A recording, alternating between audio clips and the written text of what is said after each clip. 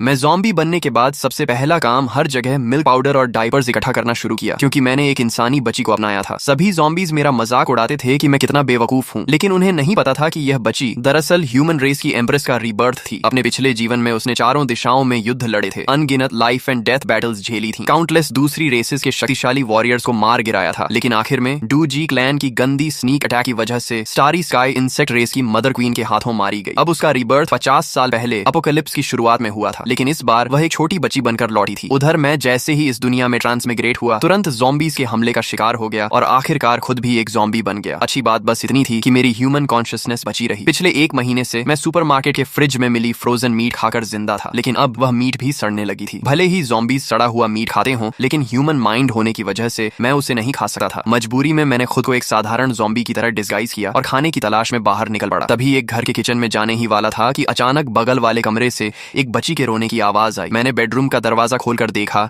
तो अंदर का कमरा बेहद आरामदायक और साफ सुथरा था, जो बाहर हॉल में फैले खून के धब्बों से बिल्कुल उल्टा था। बिस्तर पर करीब 6-7 महीने की एक बच्ची जोर जोर से रो रही थी। लगता था उसके माता पिता ने अपनी आखिरी सांसों में बेडरूम का दरवाजा बंद करके उसे बचाने की कोशिश की थी। उसी समय यून रुओक्शुए पूरी तरह निराश हो चुकी थी। बड़ी मुश्किल से उसे रीबर्थ मिला था, लेकिन सबसे पहले अपने माता पिता की जगह उसने एक ज़ॉम्बी को देखा। वह पहले से ही काफी देर से भूखी थी, ऊपर से इस वक्त का भयानक डर, हंगर और फियर दोनों के असर से वह बेहोश हो गई। उस छोटी बच्ची को देखकर मैं हैरान रह गया। वह सिर्फ 5-6 महीने की थी, लेकिन उसकी आंखों में उदासी और बेबसी साफ दिखाई दे रही थी। किसी वजह से मुझे उससे अपनापन महसूस हुआ। हम दोनों ही बिना वजह इस दुनिया में आ गए थे और बदकिस्मती से अपोकलिप्स का शिकार बने थे। मेरी आंखों के सामने अचानक आई यह नई जिंदगी अंधेरे में चमकती एक उम्मीद जैसी लगी, जिसने मुझे जीने का नया मकसद दे दिया। इसलिए मैंने तय किया कि मैं इस छोटी बच्ची को पालूंगा। लेकिन तभी मुझे एहसास हुआ कि वह भूख की वजह से बेहोश हो चुकी है और कमरे में रखा मिल्क पाउडर का डिब्बा भी पूरी तरह खाली था। मैंने फैसला किया कि बाहर जाकर मिल्क पाउडर ढूंढ कर लाऊंगा। मैंने बेडरूम का दरवाजा अच्छी तरह बंद किया, बच्ची को अंदर सुरक्षित रखा और दरवाजे के सामने सोफा लगाकर ज़ॉम्बीज के अंदर आने का रास्ता रोक दिया। किचन में काफी तलाश करने के बाद भी कुछ काम का नहीं मिला, इसलिए मुझे ऊपर की मंजिलों पर जाना पड़ा। तीसरी मंजिल के कॉरिडोर में सूखे हुए काले भूरे खून के निशान फैले हुए थे। जमीन पर पहचान में न आने वाले बॉडी पार्ट्स बिखरे पड़े थे। बिल्डिंग का मेन डोर खुला होने के बावजूद वहां इतनी बदबू थी कि सांस लेना मुश्किल था। कॉरिडोर में कई अधूरे शरीर वाले ज़ॉम्बीज भी घूम रहे थे, लेकिन अब मैं इन सब का आदी हो चुका था और चुपचाप घरों की सर्च करता रहा। लगातार कई किचन खंगालने के बाद भी मुझे मिल्क पाउडर नहीं मिला, सिर्फ थोड़ा सा पूरी तरह न सड़ा हुआ रॉ मीट मिला। आखिर जब मैं 5वीं मंजिल के एक घर में पहुंचा तो वहां की महिला ज़ॉम्बी बन चुकी थी और उसने अपने ही बच्चे को खा लिया था। मैं कुछ पल के लिए खामोश हो गया। अगर वह छोटी बच्ची भी बेडरूम में बंद न होती तो शायद उसका अंजाम भी यही होता। आखिरकार खुले हुए मिल्क पाउडर के 2 डिब्बे और करीब 2 किलो ऐसा रॉ मीट ढूंढ लिया जो अभी तक पूरी तरह सड़ा नहीं था। यून रुओक्शुए बेहोशी में ही महसूस कर रही थी कि उसके मुंह में दूध डाला जा रहा है। उसने इंस्टिंक्ट से दूध पीना शुरू किया। एनर्जी मिलने के बाद उसने बड़ी मुश्किल से आंखें खोली, लेकिन उसने देखा कि वह मरी नहीं थी, बल्कि एक ज़ॉम्बी बिल्कुल नैनी की तरह चम्मच से उसे दूध पिला रहा था। अपने पिछले जीवन की यादों में उसने हमेशा ज़ॉम्बीज को सिर्फ खून के प्यासे मॉन्स्टर्स के रूप में देखा था। उसने तो खुद भी अपने ज़ॉम्बी बन चुके साथियों को खत्म किया था। उसके मन में ख्याल आया, क्या यह ज़ॉम्बी मुझे बड़ा करके बाद में खा जाएगा? मुझे नहीं पता वह छोटी बच्ची क्या सोच रही थी, लेकिन उसे दोबारा आंखें खोलते देखकर मैंने राहत की सांस ली। हालांकि वह काफी समय से भूखी थी, इसलिए एक कटोरी मिल्क पाउडर पिलाने के बाद भी उसका पेट नहीं भरा। मैं आदत से उसे कुछ कहने ही वाला था, लेकिन तभी याद आया कि मैं ज़ॉम्बी हूँ। जैसे ही बोलने की कोशिश की, मेरे मुंह से सिर्फ एक धीमी गुर्राहट निकली। मैं चुप हो गया और बिना कुछ बोले लगातार 3 कटोरी मिल्क पाउडर बनाकर उसे पिलाया, तब जाकर उसका पेट भरा। मैंने मन ही मन सोचा कि बच्चे को पालना सच में आसान नहीं है। अब से मुझे ज्यादा मिल्क पाउडर जमा करना होगा। अच्छी बात यह थी कि मिल्क पाउडर लंबे समय तक खराब नहीं होता। पेट भरने के बाद यून रुओक्शुए आराम से बेबी क्रिब में लेट गई। उसे यह सब बेहद अजीब लग रहा था। मेरे शरीर से निकलने वाली ऑरा साफ बता रही थी कि मैं अभी अभी ज़ॉम्बी बना था और सिर्फ एक बेहद कमजोर फर्स्ट स्टेज ज़ॉम्बी था। इतने लो लेवल का ज़ॉम्बी किसी भी हालत में इंटेलिजेंस नहीं रख सकता था, इसलिए वह समझ ही नहीं पा रही थी कि आखिर यह सब कैसे हो रहा है। लेकिन पिछले जीवन में अनगिनत लाइफ एंड डेथ बैटल्स लड़ चुकी एम्प्रेस होने के कारण वह धीरे धीरे शांत हो गई। उसके मन में डर अभी भी था, लेकिन उसने सोचा कि अगर यह ज़ॉम्बी सच में उसे खाना चाहता भी है तो कम से कम वह भूखी नहीं मरेगी। कई दिनों की भूख और डर से उसके नर्व्स पूरी तरह तनाव में थे, लेकिन अब राहत मिलने पर वह गहरी नींद में सो गई। मैं उस छोटी बच्ची का सोता हुआ चेहरा देखकर मुस्कुरा दिया। इस दुनिया में आने के बाद पहली बार मुझे शांति और सुकून महसूस हुआ, लेकिन कुछ महीनों की बच्ची को यहाँ अकेला छोड़ देना मतलब उसकी मौत तय थी, इसलिए मैंने उसे अपने साथ ले जाने का फैसला किया। ये 7 मंजिला पुरानी रेजिडेंशियल बिल्डिंग थी। दूसरी मंजिल बिल्कुल सुरक्षित नहीं थी, जबकि 7वीं मंजिल सबसे ऊपर होने की वजह से काफी सुरक्षित थी। शायद बिल्डिंग पुरानी होने के कारण यहाँ ज़ॉम्बीज ज्यादा नहीं थे, लेकिन जो थे वे बेहद भूखे थे। मैं उस छोटी बच्ची को लेकर खुलेआम घूमने की हिम्मत नहीं कर सकता था, इसलिए मैंने क्रोबार उठाया और रास्ते में मिलने वाले ज़ॉम्बीज को पीछे से चुपचाप खत्म करता गया। 7वीं मंजिल पर पहुंचकर मैंने उसे सुरक्षित रखा, फिर खुद नहाया और साफ कपड़े पहन ली। अब शरीर पर मौजूद घावों के निशान छोड़ दें तो मैं लगभग एक सामान्य इंसान जैसा ही दिखा था। सबसे बड़ी खुशी यह थी कि इस घर में मुझे बेबी प्रोडक्ट्स भी काफी मात्रा में मिल गए। शायद एपोकलिप्स शुरू होने पर यहाँ रहने वाला परिवार जल्दबाजी में सब छोड़कर भाग गया था। मैंने यह भी महसूस किया कि पिछले कुछ दिनों से लगातार घूमने फिरने की वजह से ज़ॉम्बी बनने के बाद जो मेरा शरीर बेहद अकड़ा हुआ था, अब वह काफी फ्लेक्सिबल हो गया था। मैं कुछ आसान ह्यूमन मूवमेंट्स भी करने लगा था। हालांकि मुझे इस बात पर हैरानी हुई, लेकिन मैंने ज्यादा ध्यान नहीं दिया क्योंकि मेरा पूरा ध्यान यून रुओक्सुए पर था। जब मैं डायपर लेकर उसे बदलने जा रहा था, तभी यून रुओक्सुए के दिमाग में एक चौंकाने वाला ख्याल आया। पहले उसे सिर्फ इस बात पर हैरानी थी कि मैं उसे खाना खिला रहा हूँ, लेकिन अब जब उसने मुझे डायपर बदलने की तैयारी करते देखा तो उसे पूरा यकीन हो गया कि मैंने अपनी ह्यूमन कॉन्शियसनेस संभाल कर रखी है। उसने हमारी पहली मुलाकात को याद किया। उसे याद आया कि मैंने डोर हैंडल घुमाया था, क्रोबार से दरवाजा खोला था, मिल्क पाउडर बनाकर उसे पिलाया था। यह सब किसी सामान्य फर्स्ट स्टेज ज़ॉम्बी के इंस्टिंक्ट नहीं हो सकते थे। अब उसे पूरा भरोसा हो गया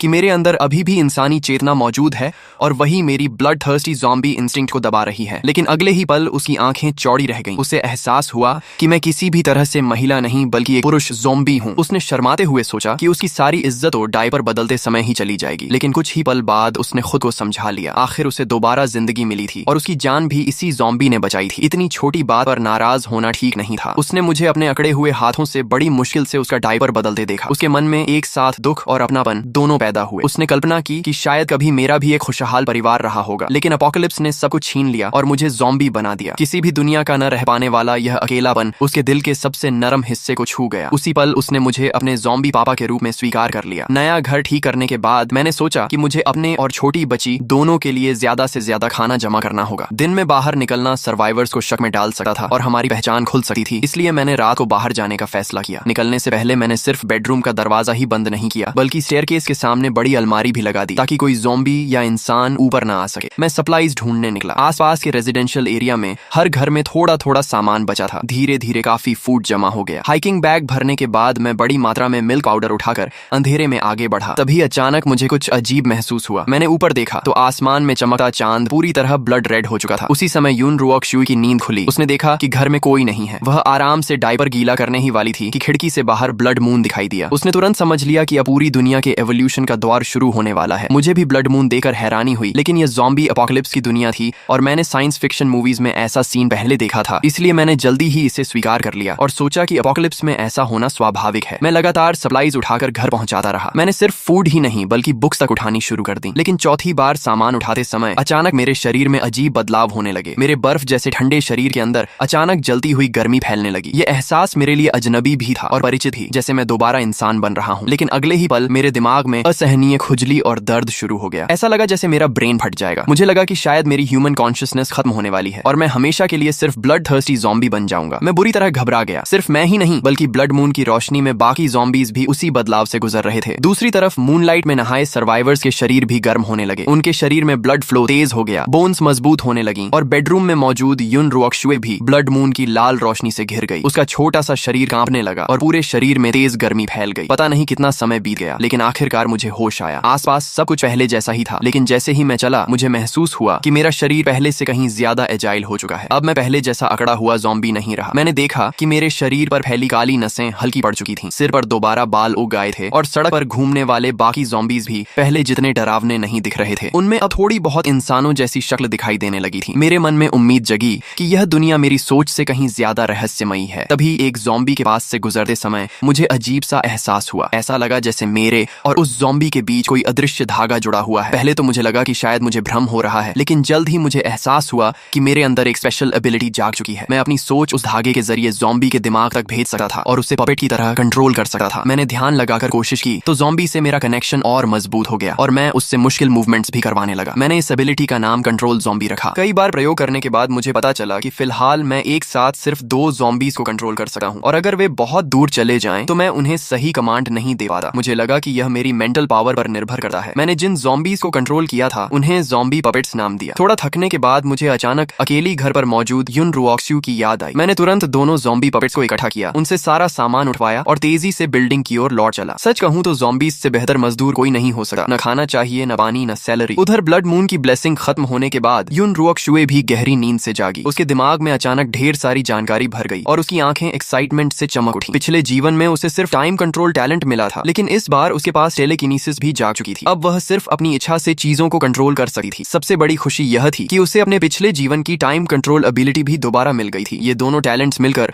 उसे भविष्य का सबसे शक्तिशाली वॉरियर बना सकते थे। पिछले जीवन में सिर्फ टाइम कंट्रोल के दम पर वह ह्यूमन एम्प्रेस बनी थी, लेकिन इस जन्म में डबल टैलेंट मिलने का मतलब था कि अटैक और डिफेंस दोनों में वह अजेय बन सकती थी। उसने अपनी नई एबिलिटीज इस्तेमाल करने की कोशिश की, लेकिन उसका बेबी बॉडी अभी बहुत कमजोर था। कुछ ही देर में उसके सिर में तेज दर्द और कमजोरी शुरू हो गई। फिर भी उसकी कमजोर मेंटल पावर उसके आत्मविश्वास को नहीं तोड़ सकी। उसे पूरा यकीन था कि बड़े होने पर उसकी ताकत पिछले जीवन से भी कई गुना ज्यादा होगी और वह उस इंसेक्ट क्वीन को भी हरा देगी जिसने पिछले जन्म में उसे मार डाला था। तभी बाहर से आवाज आई। युन रुओक्शुए मुस्कुराई और समझ गई कि उसका ज़ॉम्बी पापा वापस आ गया है। अब उसके मन में यह जानने की उत्सुकता थी कि ह्यूमन कॉन्शियसनेस वाला ज़ॉम्बी ब्लड मून के बाद क्या इंसानों की तरह कोई स्पेशल एबिलिटी भी जागा होगा। उधर मैंने देखा कि स्टेयरकेस के सामने रखी अलमारी अपनी जगह से नहीं हिली थी, तो मैंने राहत की सांस ली। इस दुनिया में आने के बाद पहली बार मुझे किसी की चिंता हुई थी। मैंने जल्दी से अलमारी हटाई, बेडरूम का दरवाजा खोला और अंदर दौड़ गया। वहाँ युन रुओक्शुए जाग रही थी और चुपचाप मेरी तरफ देख रही थी, जबकि मैंने आज तक कभी लव भी नहीं किया था, लेकिन इस वक्त पहली बार मुझे सच में पापा बनने का एहसास हो रहा था। इसके बाद मैं किचन में गया, लेकिन पानी और बिजली दोनों बंद थे, इसलिए मैंने मिनरल वाटर से ही छोटी बच्ची के लिए मिल्क पाउडर तैयार किया। जब मैं दूध घोल रहा था तब युन रुओक्शुए भी अपने ज़ॉम्बी पापा को ध्यान से देख रही थी। उसने महसूस किया कि ब्लड मून के बाद मेरे अंदर कुछ बदलाव जरूर आए हैं, हालांकि वे ज्यादा बड़े नहीं थे। अब मैं पहले से थोड़ा ज्यादा इंसानों जैसा दिखने लगा था, लेकिन यह बदलाव उसके पिछले जीवन में देखी गई ज़ॉम्बी एवोल्यूशन से बिल्कुल अलग था। पिछले जन्म में ज़ॉम्बीज कई अलग अलग टाइप्स में एवोल्यूशन करते थे, जैसे टैंक टाइप ज़ॉम्बी जिनका शरीर बेहद विशाल और ताकतवर हो जाता था, उनकी डिफेंस असाधारण होती थी और वे बैटलफील्ड में मेन बैटल टैंक की तरह सर्वाइवर्स के लिए सबसे बड़ा नाइटमेयर बन जाते थे। इसलिए उसने मुझ जैसे स्पेशल ज़ॉम्बी से ब्लड मून के बाद बहुत बड़ी एवोल्यूशन की उम्मीद की थी, क्योंकि अपोकलिप्स में ताकत ही जिंदा रहने की सबसे बड़ी कुंजी होती है। लेकिन मेरे अंदर सिर्फ मामूली बदलाव देकर उसे थोड़ी निराशा हुई। उसी समय युन रुओक्शुए ने मन ही मन फैसला किया कि जब वह बड़ी होगी तो इतनी शक्तिशाली बनेगी कि मुझे प्रोटेक्ट कर सके। वह अच्छी तरह जानती थी कि अगर मैं उसे न बचाता तो बेबी बनकर रीबर्थ लेने के बाद वह अपोकलिप्स में बहुत पहले मर चुकी होती। वह हमेशा एहसान का बदला चुकाने में विश्वास रखती थी और इतना बड़ा एहसान तो वह कभी नहीं भूल सकती थी। तुमने मुझे बचपन में पाला, मैं बुढ़ापे में तुम्हारा सहारा बनूंगी। उसके लिए यह सिर्फ कहावत नहीं बल्कि एक वादा था। उसे ज़ॉम्बी एवोल्यूशन के तरीके भी अच्छी तरह पता थे। ज़ॉम्बीज का सबसे मुख्य एवोल्यूशन जीवित प्राणियों को निगल कर होता था। इसके अलावा वे दूसरे ज़ॉम्बीज के ब्रेन के अंदर बनने वाले गोल्डन कोर को निगल कर भी एवोल्यूशन कर सकते थे। जिन ज़ॉम्बीज में स्पेशल एबिलिटीज जाग जाती थी उनके ब्रेन के अंदर यही गोल्डन कोर बनता था। युन रुओक्शुए को पूरा भरोसा था कि अपने पिछले जीवन के अनुभव का फायदा उठाकर वह ऐसे गोल्डन कोर्स हासिल करेगी और मेरी एवोल्यूशन कराकर मुझे हाई लेवल ज़ॉम्बी बना देगी। तब मैं इंसानों की तरह बोल भी सकूंगा और मेरा शरीर भी धीरे धीरे ह्यूमन फॉर्म लेने लगेगा। मुझे उसकी इन सारी बातों का बिल्कुल पता नहीं था। मैं सिर्फ उसे बड़ी बड़ी आंखों से मुझे देखते हुए देखकर मुस्कुरा रहा था। मैं बोल नहीं सकता था, इसलिए हाथों के इशारों से उसे बताने की कोशिश की कि मैंने उसके लिए 2 ज़ॉम्बी बॉडीगार्ड्स का इंतजाम कर दिया है और उसके खेलने के लिए टॉयज भी लाया हूँ। इतना ही नहीं, मजाक में मैं उसके लिए 5 years mock test, 3 years entrance exam जैसी पढ़ाई की किताबें भी उठा लाया था। तभी मुझे एहसास हुआ कि मैंने अभी तक युन रुओक्शुए का कोई निकनेम नहीं रखा है। थोड़ी देर सोचने के बाद, क्योंकि हम 7वीं मंजिल पर रहते थे, मैंने उसका निकनेम चीकी 7-7 रखने का फैसला किया। मैं चाहता था कि यह नाम हमें हमेशा 7वीं मंजिल पर बने हमारे छोटे से घर की खूबसूरत याद दिलाता रहे। रात भर इकट्ठा किए गए सप्लाईज को देखकर मैं काफी संतुष्ट था। मुझे लगा कि यह सामान मेरे और चीकी दोनों के लिए काफी लंबे समय तक चलेगा। लेकिन अपोकलिप्स की अनिश्चितता को देखते हुए मैंने तय किया कि कुछ दिन घर के अंदर ही रहकर हालात का ऑब्जर्वेशन करूंगा और पूरी तरह सुरक्षित होने के बाद ही दोबारा बाहर निकलूंगा। मैं लिविंग रूम में गया और वहां से लगभग आधा मीटर लंबी स्टील मचेटी उठा ली। मुझे नहीं पता इस घर का मालिक पहले क्या काम करता था, लेकिन उसके पास इतनी लंबी और बेहद तेज मचेटे होना वाकई हैरान करने वाला था। मैंने कभी स्वॉर्ड्समैनशिप नहीं सीखी थी, लेकिन ज़ॉम्बी बनने के बाद मिली असाधारण फिजिकल स्ट्रेंथ की वजह से मैं आसानी से मचेटी घुमा सकता था। मार्शल आर्ट्स नॉवेल्स और मूवीज में देखे हुए मूव्स को याद करके मैं लिविंग रूम में प्रैक्टिस करने लगा। मुझे पूरा यकीन था कि अब मचेटे हाथ में होने पर मैं अकेले कई दुश्मनों का सामना आसानी से कर सकता हूँ। उधर जब मैं ब्लेड प्रैक्टिस कर रहा था, उसी समय युन रुओक्शुए थोड़ी देर आराम करने के बाद अपनी एबिलिटी की प्रैक्टिस कर रही थी। उसकी टेलीकिनेसिस से एक सिल्वर नीडल हवा में लगातार इधर उधर उड़ रही थी। इसी तरह देखते देखते 2 दिन बीत गए और हम दोनों की जिंदगी काफी आराम से चलने लगी। 2 दिन बाद मैंने हमेशा की तरह चीकी को दूध पिलाया ही था कि अचानक बाहर से कुछ अजीब आवाजें आने लगी। बैल्कनी से नीचे झांककर मैंने देखा कि सड़क पर मौजूद 2 ज़ॉम्बीज बिना किसी फूड के लिए लड़ाई किए एक दूसरे को बुरी तरह नोच रहे थे। ज़ॉम्बीज का यह व्यवहार मेरी अब तक की समझ से बिल्कुल अलग था। 7वीं मंजिल से साफ दिखाई नहीं दे रहा था, इसलिए मैं तुरंत 4थी मंजिल तक नीचे उतरकर हालात देखने चला गया। वहां मैंने देखा कि उनमें से एक ज़ॉम्बी करीब 2 मीटर लंबा था और उसकी फिजिकल स्ट्रेंथ बेहद जबरदस्त थी। एक ज़ॉम्बी बेहद तेज और फुर्तीला था, जबकि दूसरा टैंक टाइप ज़ॉम्बी था। दोनों के बीच भयंकर लड़ाई छिड़ गई। आखिर में टैंक ज़ॉम्बी ने अपनी जबरदस्त ताकत से एजाइल ज़ॉम्बी को दूर फेंक दिया और एक जोरदार मुक्के से उसका सिर कुचलकर मार डाला। इसके बाद उसने उसके ब्रेन के अंदर से एक सफेद गोल्डन कोर निकाला। निकाला। दोनों ज़ॉम्बीज़ की ताकत देखकर मैं दंग रह गया। मुझे खुशी हुई कि मैं लापरवाही से बाहर नहीं निकला था। अब मुझे समझ आ गया कि यह दुनिया मेरी कल्पना से कहीं ज्यादा खतरनाक है और मुझे अपनी थोड़ी सी एवोल्यूशन पर कभी घमंड नहीं करना चाहिए। लेकिन जब मैंने टैंक ज़ॉम्बी को गोल्डन कोर निकालते देखा तो मेरे अंदर उसे पाने की बहुत तीव्र इच्छा जाग उठी। मेरा इंस्टिंक्ट कह रहा था कि यह गोल्डन कोर मेरे शरीर के लिए बेहद फायदेमंद है। तभी मुझे समझ आया कि शायद दोनों ज़ॉम्बीज़ की लड़ाई इसी गोल्डन कोर को पाने के लिए थी। टैंक ज़ॉम्बी ने जैसे ही सफेद गोल्डन कोर निकला, वह उत्साह में अपनी छाती पीटने लगा, जोर जोर से दहाड़ा और आसपास खड़ी गाड़ियों को मुक्कों से तोड़ने लगा। आसपास मौजूद सामान्य ज़ॉम्बीज़ ये देखकर तुरंत पीछे हट गए। वे इंस्टिंक्ट से ही उससे डरने लगे। मैंने अनुमान लगाया कि गोल्डन कोर शायद एवोल्यूशन के बाद ज़ॉम्बीज़ की ताकत को और बढ़ा देता है। खास बात यह थी कि गोल्डन कोर को देखकर मेरे अंदर जो लालसा पैदा हुई वह इंसानी मांस खाने की इच्छा से भी कहीं ज्यादा प्रबल थी। अगर मैं इसे खा लूं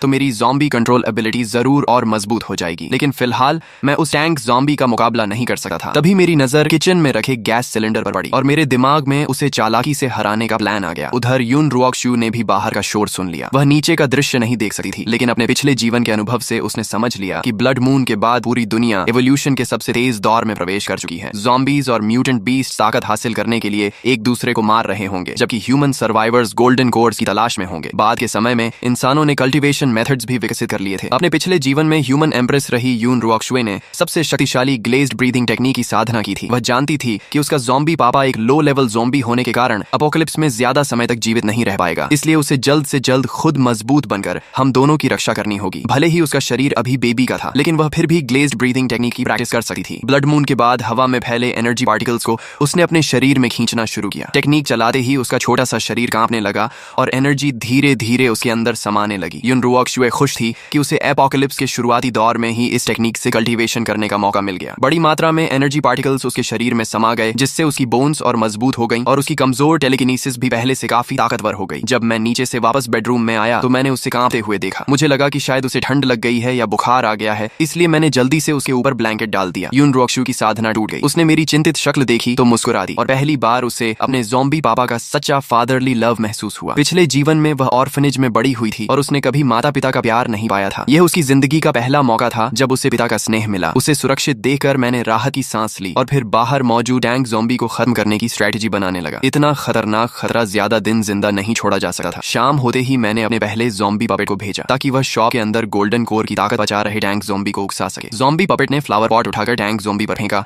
और तुरंत भाग गया। वह सफलतापूर्वक उसे पहले से तैयार किए गए गैस सिलेंडर वाले शॉप तक ले आया। जैसे ही मेरा पहला ज़ॉम्बी पपेट अंदर घुसा, टैंक ज़ॉम्बी पूरी ताकत से दौड़ता हुआ शॉप के अंदर घुस गया और अपने विशाल शरीर से मेरे पपेट को पूरी तरह चकनाचूर कर दिया। उसी समय मेरा दूसरा ज़ॉम्बी पपेट अंदर आया। उसने दरवाजा बंद किया और लाइटर से गैस सिलेंडर में आग लगा दी। जोरदार एक्सप्लोजन हुआ। टैंक ज़ॉम्बी आग की लपटों में घिर गया और दर्द से भयानक चीखें मारने लगा। किसी तरह वह जलती हुई शॉप से बाहर निकला, लेकिन दरवाजे पर ही गिर पड़ा। एक्सप्लोजन होने से पहले ही मैंने अपने पपेट से कॉन्शियसनेस वापस खींच ली थी। मैं करीब 15 मिनट तक दूर खड़ा इंतजार करता रहा। जब पूरी तरह यकीन हो गया कि टैंक ज़ॉम्बी मर चुका है, तभी मैं सावधानी से उसके पास गया। उसका पूरा शरीर जलकर काला पड़ चुका था और बुरी तरह नष्ट हो गया था। मैंने मचेटी से बड़ी मुश्किल से उसकी खोपड़ी खोली और उसके ब्रेन के अंदर से एक लाल सफेद गोल्डन कोर निकाला। इस गोल्डन कोर का आकर्षण पहले वाले सफेद गोल्डन कोर से भी कहीं ज्यादा था। मेरे अनुमान के अनुसार सफेद गोल्डन कोर साधारण एवोल्यूशन के बाद दूसरे ज़ॉम्बीज़ को खाकर बनता था, जबकि यह लाल सफेद गोल्डन कोर उससे एक लेवल ऊपर था। आग की रोशनी से आकर्षित होकर आसपास कई ज़ॉम्बीज़ आने लगे, इसलिए मैंने तुरंत गोल्डन कोर उठा लिया और 2 स्वस्थ ज़ॉम्बीज़ को अपने नए ज़ॉम्बी पपेट्स बना लिया। बिल्डिंग लौटने के बाद मैंने दोनों नए पपेट्स को नीचे गार्ड बनाकर खड़ा कर दिया और खुद तीसरी मंजिल पर चला गया। पूरी तरह सुरक्षित होने के बाद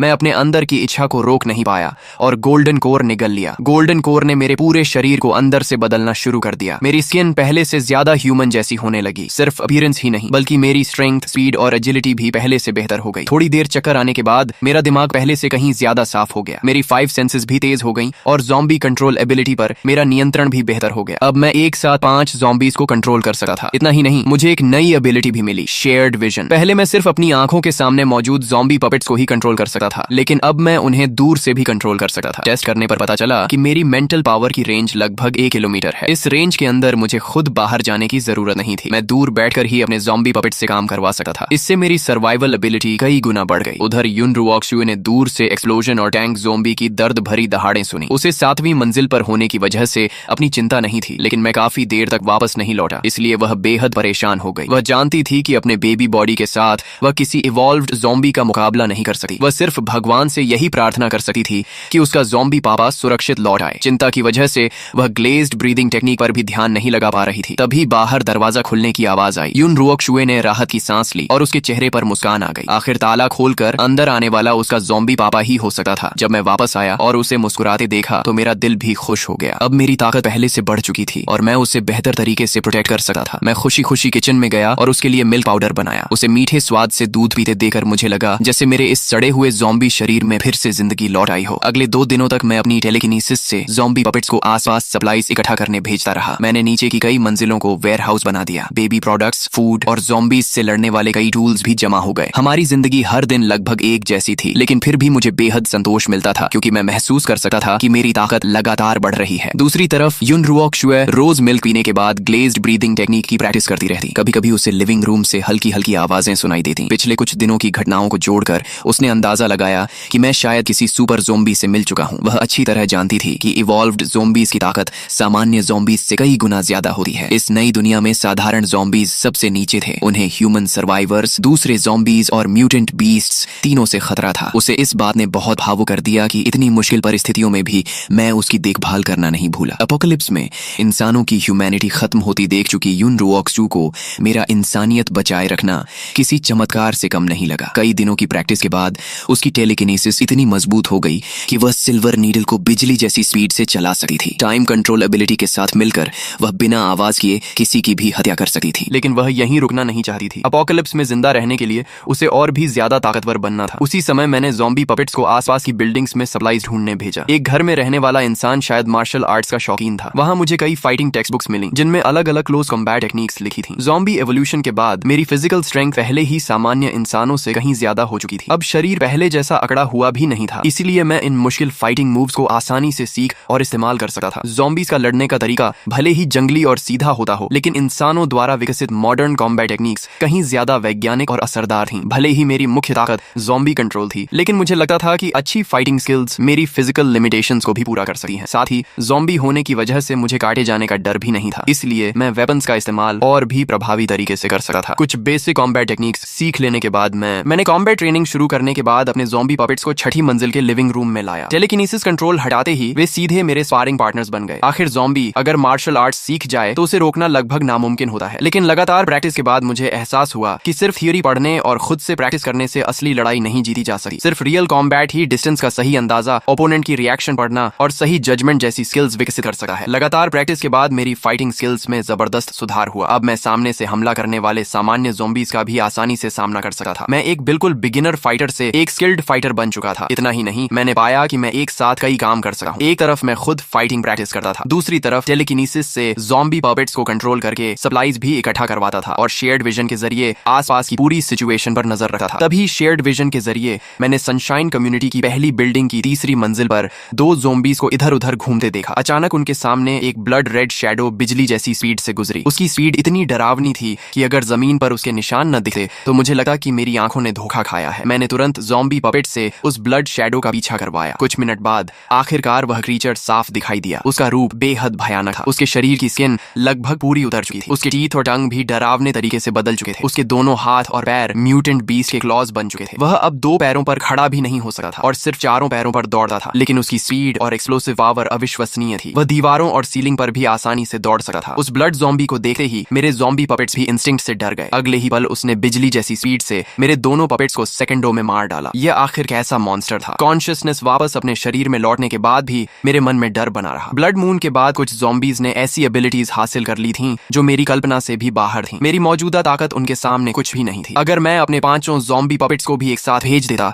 तो शायद वे भी पल भर में खत्म हो जाते। अब मैं सिर्फ यही उम्मीद कर सकता था कि वह ब्लड ज़ॉम्बी कभी हमारी 5 नंबर बिल्डिंग तक न पहुंचे। मैंने समय बर्बाद करना बंद कर दिया और हर दिन ज़ॉम्बीज के साथ रियल कॉम्बैट प्रैक्टिस करके खुद को मजबूत बनाने लगा। एक हफ्ते बाद मैं 6ठी मंजिल के लिविंग रूम में 3 ताकतवर ज़ॉम्बीज के एक साथ हमले का भी आसानी से सामना करने लगा। तंग जगह में भी मैं तेजी से मूव करता, सही मौका ढूंढता और अपनी टेक्निक से उन्हें जल्दी खत्म कर देता। फाइटिंग प्रैक्टिस के साथ साथ मैंने अपने ज़ॉम्बी पपेट्स को सप्लाईज ढूंढने के अलावा इवॉल्व्ड ज़ॉम्बीज की जानकारी इकट्ठा करने का काम भी दे दिया। ब्लड ज़ॉम्बी जैसे मॉन्स्टर्स से बिना पर्याप्त ताकत के भिड़ना आत्महत्या थी, लेकिन पहले मिले टैंक ज़ॉम्बी और एजाइल ज़ॉम्बी जैसे इवॉल्व्ड ज़ॉम्बीज को सही स्ट्रेटजी से हराया जा सकता था। पिछले कुछ दिनों की ऑब्जर्वेशन से मुझे यकीन हो गया था कि गोल्डन कोर सिर्फ इवॉल्व्ड ज़ॉम्बीज के ब्रेन में ही बनता है। दूसरी तरफ 7वीं मंजिल के बेडरूम में बेबी युन रुओक्शु की ताकत ताकत भी लगातार बढ़ रही थी। शुरुआत में वह सिर्फ सिल्वर नीडल हिलाने से ही थक जाती थी, लेकिन अब वह अपनी बेबी बॉडी को जमीन से 1-2 सेंटीमीटर तक हवा में उठा सकती थी। इंसानों के लिए उड़ना हमेशा से एक सपना रहा है। हालांकि यून रुओक शुए अभी सच में उड़ नहीं सकती थी, लेकिन लगातार प्रैक्टिस के बाद उसके पास अब कम से कम खुद की रक्षा करने लायक ताकत आ चुकी थी। उसे नहीं पता था कि अगर बड़े सर्वाइवर बेसिस को पता चल जाए कि एक बेबी हवा में तैर सकती है तो वे सभी उसे अपनी ऑर्गेनाइजेशन में शामिल करने के लिए लड़ पड़ेंगे। इतनी कम उम्र में ऐसी अचीवमेंट सचमुच चौंका देने वाली थी। छठी मंजिल की फाइटिंग प्रैक्टिस खत्म करने के बाद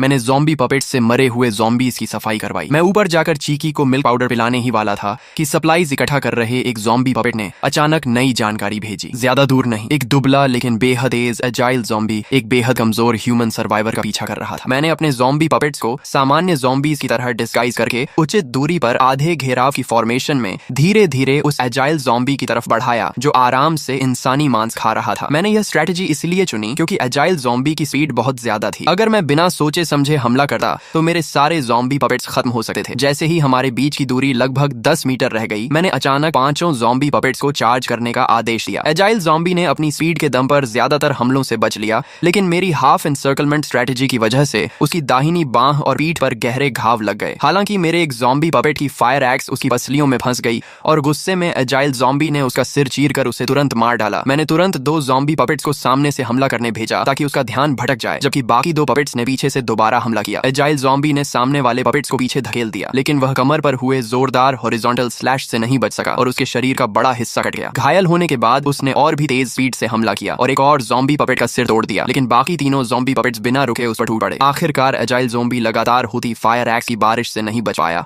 और वहीं मारा गया। उसे मारने के बाद मैंने बचे हुए ज़ॉम्बी पपेट्स से उसके ब्रेन से गोल्डन कोर निकलवाया और तुरंत उन्हें लेकर बिल्डिंग वापस लौट आया। वापस पहुंचकर मैंने ज़ॉम्बी पपेट्स को नीचे गार्ड पर लगा दिया और खुद गोल्डन कोर लेकर ऊपर चला गया। मैंने देखा कि यह भी पहले वाले की तरह सफेद था जिसमें हल्की सी लाल चमक थी। इसका मतलब यह एजाइल ज़ॉम्बी भी पहले किसी गोल्डन कोर को निगल चुका था। मैंने बिना देर किए गोल्डन कोर निगल लिया। एक बार फिर शक्तिशाली एनर्जी मेरे पूरे शरीर में फैल गई। एवोल्यूशन पूरी होने के बाद मेरी ताकत में जबरदस्त बढ़ोतरी हुई। अब मैं एक साथ 10 ज़ॉम्बी पपेट्स को कंट्रोल कर सकता था और मेरी कंट्रोल रेंज बढ़कर 3000 मीटर हो गई थी। अपनी नई ताकत से उत्साहित होकर मैंने ज़ॉम्बीज के झुंड में से 10 मजबूत ज़ॉम्बीज चुने, उन्हें फायर फाइटिंग सूट पहनाए और एक बेहद ताकतवर ज़ॉम्बी स्क्वाड तैयार कर लिया। इस स्क्वाड को देखकर मेरे अंदर आत्मविश्वास भर गया। मैंने कल्पना करनी शुरू कर दी कि एक दिन मैं विशाल ज़ॉम्बी आर्मी बनाऊंगा, अपनी टेलीकिनेसिस और अनगिनत ज़ॉम्बी पपेट्स के सहारे चारों दिशाओं में लड़ाइयां जीतूंगा। मैंने तो मास आर्मी स्ट्रेटेजी तक सोच ली थी, लेकिन मैं पहली बिल्डिंग में मौजूद उस भयानक ब्लड मॉन्स्टर को नहीं भूला था। आज एजाइल ज़ॉम्बी से लड़ने के बाद उसकी तुलना में वह ब्लड मॉन्स्टर और भी ज्यादा डरावना लगने लगा। भले ही अब मेरे पास 10 ज़ॉम्बी पपेट्स थे, लेकिन उसके बारे में जानकारी बहुत कम थी, इसलिए जीत की कोई गारंटी नहीं थी। मैंने तय किया कि कुछ दिन बाद फिर उससे मुकाबला करके उसकी असली ताकत का अंदाजा लगाऊंगा। आखिर वह एक टाइम बॉम्ब की तरह था जिसके रहते मैं चैन से नहीं रह सकता था। अगले 3 दिनों में मैंने छठी मंजिल को पूरी तरह ट्रेनिंग रूम में बदल दिया। लगातार कॉम्बैट प्रैक्टिस के दौरान मुझे महसूस हुआ कि एवोल्यूशन के बाद मेरी फिजिकल एबिलिटी हर पहलू में पहले से कहीं बेहतर हो गई है। मैंने संतोष से सिर हिलाया। अब मेरा शरीर सच में एपोकलिप्स सर्वाइवर जैसा लगने लगा था। ट्रेनिंग खत्म होने के बाद मैंने ज़ॉम्बी पपेट से बैटलफील्ड साफ करवाया, अपने शरीर से खून धोया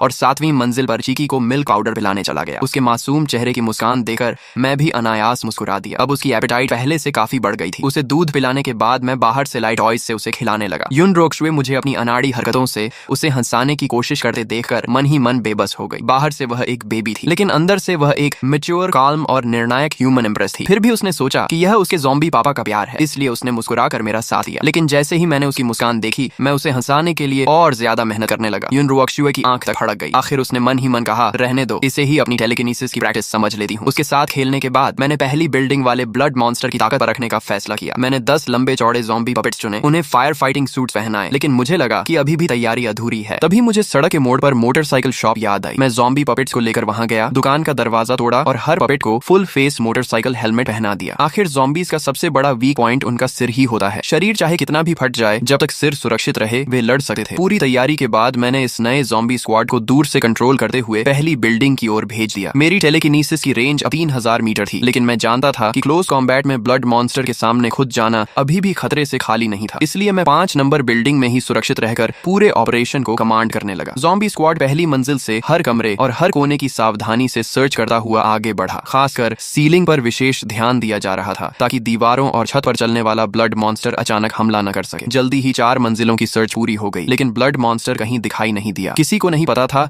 कि वह स्पाइडर की तरह 5वीं मंजिल के एक ब्लाइंड स्पॉट में चिपका हुआ इंतजार कर रहा था। जैसे ही मेरे ज़ॉम्बी पपेट्स ऊपर पहुंचे, उसने अचानक हमला कर कर दिया। पहले ही वार में उसने दरवाजे के सबसे पास वाले ज़ॉम्बी पपेट को दूर उड़ा दिया। अच्छी बात यह रही कि हेलमेट की वजह से उसका सिर नहीं फूटा। मैंने तुरंत पूरे ज़ॉम्बी स्क्वाड को काउंटर अटैक का आदेश दिया और सभी ने फायर एक्सिस से हमला शुरू कर दिया। अगर इस समय युन रुओक्सुए वहां होती तो वह तुरंत पहचान लेती कि यह ब्लड मॉन्स्टर दरअसल अपोकलिप्स का मशहूर लिकर ज़ॉम्बी था। अपने पिछले जीवन में उसने देखा था कि अपोकलिप्स के शुरुआती दौर में इसी मॉन्स्टर ने ह्यूमन सर्वाइवर्स का भारी कत्लेआम किया था। गुस्से में लिकर ज़ॉम्बी ने अपने तेज क्लॉज से कई ज़ॉम्बी पपेट्स को दूर फेंक दिया, लेकिन मेरे कंट्रोल में होने के कारण वे अपनी चोटों की परवाह किए बिना उसके क्लॉज से चिपक गए। उसी समय बाकी ज़ॉम्बी पपेट्स ने फायर एक्सिस से उसके सिर पर लगातार वार किए। लिकर ज़ॉम्बी घिर गया। उसने छलांग लगाकर निकलने की कोशिश की, लेकिन फिर भी कई वार उसके शरीर पर लगे। मैंने सभी ज़ॉम्बी पपेट्स को एक ही जगह लगातार हमला करने का आदेश दिया। आखिर 3 ज़ॉम्बी पपेट्स ने मिलकर उसकी एक पूरी बांह काट डाली। घायल लिकर ज़ॉम्बी तुरंत सीलिंग पर चढ़ गया। मैंने ज़ॉम्बी पपेट्स से उस पर फायर एक्सिस फेंकवाई, लेकिन उसकी स्पीड इतनी ज्यादा थी कि मेरे लो लेवल ज़ॉम्बी पपेट्स का एम और थ्रोइंग पावर दोनों कम पड़ गए। लिकर ज़ॉम्बी ने खिड़की का ग्लास तोड़ा, बिल्डिंग की बाहरी दीवार पर छलांग लगाई और पल भर में आंखों से ओझल हो गया। मैंने मन ही मन खुद को कोसा कि मैंने उसकी ताकत को कम आंका था। इतनी तैयारी के बाद भी मैं उसे पकड़ नहीं पाया। उसकी स्पीड इतनी ज्यादा थी कि वह बिल्डिंग की बाहरी दीवार पर भी जमीन की तरह दौड़ सकता था। उसके इस तरह बच निकलने का मतलब था कि अब वह सतर्क हो चुका है और शायद बदला लेने भी लौट सकता है। मुझे खुशी थी कि हेलमेट्स की वजह से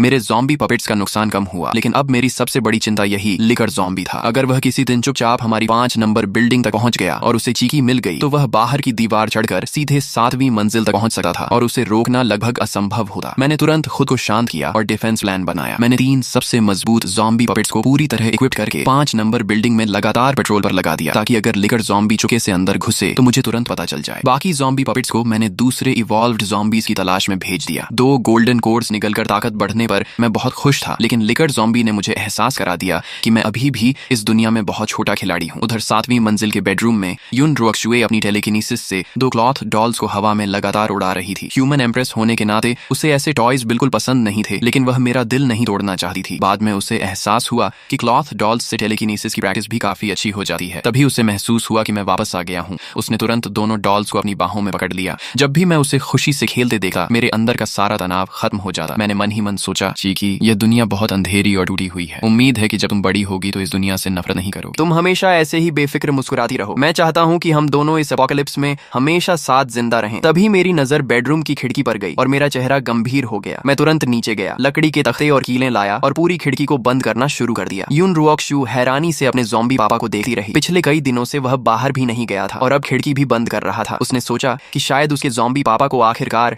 इवॉल्व्ड ज़ॉम्बीज की असली ताकत का एहसास हो गया है और अब वह बाहर की खतरनाक दुनिया से डरकर खुद को छिपाना चाहता है। काफी देर सोचने के बाद उसे यही वजह सबसे सही लगी। उसने मन ही मन मुस्कुराकर सोचा, लगता है मेरा ज़ॉम्बी पापा सच में बहुत डरपोक है। लेकिन उसने एक बात बिल्कुल नहीं सोची। असलियत यह थी कि मैं यह सब सिर्फ चीकी की रक्षा के लिए कर रहा था। ब्लड मून के बाद सिर्फ ज़ॉम्बीज ही नहीं, बल्कि इंसानों में भी कई इवॉल्वर्स पैदा हो चुके थे। शुरुआत में वे सामान्य ज़ॉम्बीज को देखकर घबरा कर भाग जाते थे, लेकिन समय बीतने के साथ साधारण इंसान भी आसानी से लो लेवल ज़ॉम्बीज का शिकार करने लगे। मैं लगातार खिड़की पर लकड़ी के तख्ते और कीलें लगा रहा था। काफी देर बाद आखिरकार मैंने पूरी खिड़की की मजबूत सुरक्षा तैयार कर ली। साथ ही मैंने जानबूझकर कुछ छोटे वेंटिलेशन होल्स भी छोड़े ताकि रोशनी और हवा आती रहे। इससे एक तरफ डिफेंस भी मजबूत रहा और दूसरी तरफ युन रुओक्सु को बंद और घुटन भरे माहौल में भी नहीं रहना पड़ा। अगर कभी ब्लड मॉन्स्टर हमला करता तो मुझे रिएक्शन देने के लिए थोड़ा समय भी मिल जाता। अगले 3 दिनों तक ब्लड मॉन्स्टर दोबारा दिखाई नहीं दिया, लेकिन फिर भी मैंने ज़ॉम्बी पपेट्स को लगातार 5 नंबर बिल्डिंग में पेट्रोल पर लगाए रखा। मैं किसी भी हालत में लापरवाही नहीं करना चाहता था। तभी अचानक मेरे दिमाग में टेलीकिनेसिस का एक सिग्नल आया। मेरे ज़ॉम्बी पपेट्स में से एक, जो 2 गलियां दूर एक छोटी ग्रोसरी शॉप से सप्लाईज इकट्ठा कर रहा था,